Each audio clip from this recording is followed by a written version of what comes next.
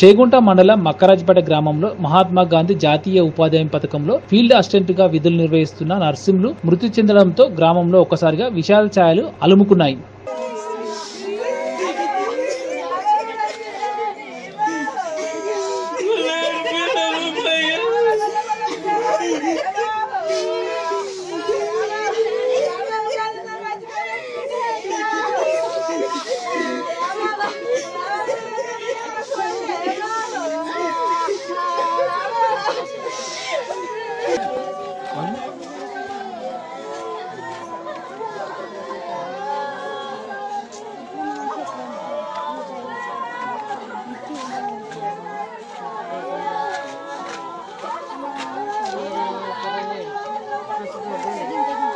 నర్సింహులు గారిది చనిపోవడం బాధాకరము.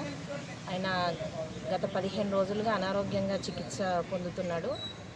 10 సంవత్సరాల నుంచి మా దగ్గర ఈజీఎస్లో ఫీల్డ్ అసిస్టెంట్గా పనిచేస్తున్నాడు.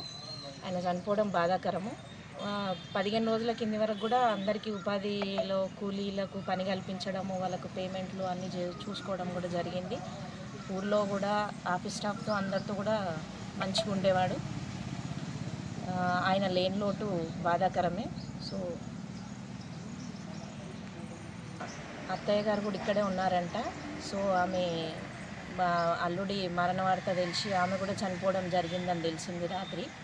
సో ఆమెది కూడా బాధాకరమే. వాళ్ళ కుటుంబానికి మనోధైర్యం కల్పించాలని మేము కూడా